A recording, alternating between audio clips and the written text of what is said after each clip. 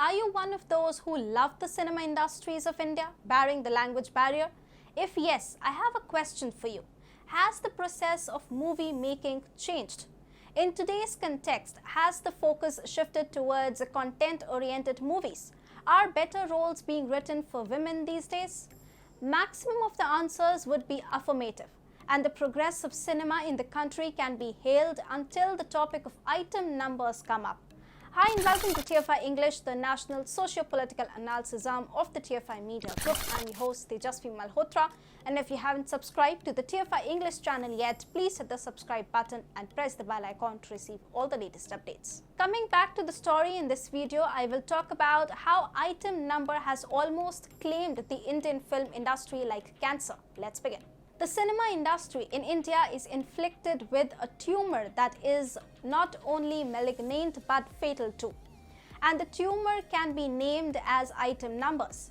Item numbers have become so mainstream that the young generation is not able to make distinctions between normal song tracks of the film and item songs. You can pick any movie from any industry. There will be a similarity, and that is the presence of a song performed by a seductively named curvaceous female wearing skimpy clothes.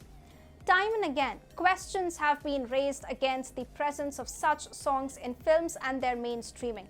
The cinema industries may have progressed in writing well for female characters, but are still obsessed with such songs.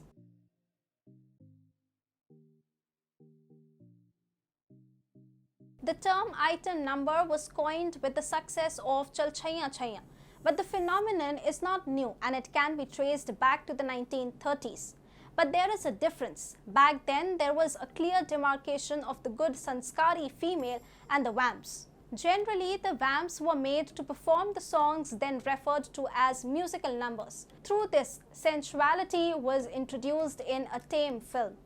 However, this changed with Madhuri Dixit's Ek Do Teen. In the late 80s and 90s, the female protagonist started performing these dance numbers. Two kinds of narratives were used by the filmmakers to unveil the sexy side of the main female protagonist.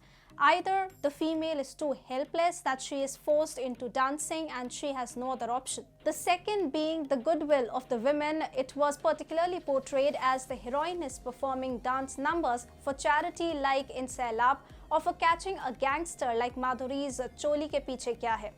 The music style has also changed according to the pop culture. The item numbers transformed from Helen's cabaret to folk-style dancing like Chamma Chamma Bajere Meri Pejaniya to electronic or hip-hop, and costumes transformed accordingly.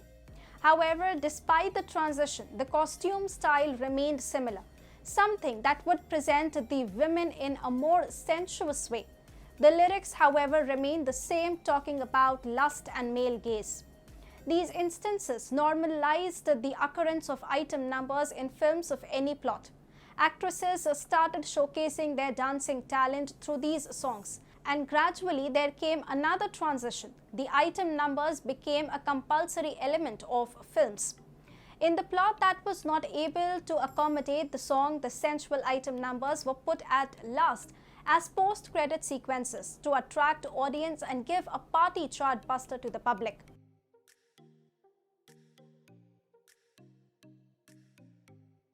The feminists may have made you believe that item numbers and portrayal of female sexualization on screen is revolutionary and a liberal step. But be it the tech bubble or the insertion of item songs, everything that seems revolutionary at the first sight does irreversible damage to society.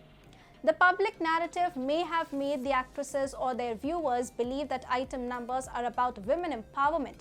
The way the camera crawls around the body of the women, along with the clothing and dance moves, suggest a different story altogether. The industry has stooped so low that a song written to express the grief of farmers like Bidi Jalaile became the most famous item song of its time. No matter how contradictory to the common belief it may sound, item numbers are not about women taking control of their choices and celebrating sensuality. Rather, it is more about surrendering to the male gaze. At the time someone is called an item girl, she is commodified and objectified. The actresses might have traveled the distance from being the heroine of the hero to female protagonist, but until the section does not stand up against such objectification of women, nothing can be substantial.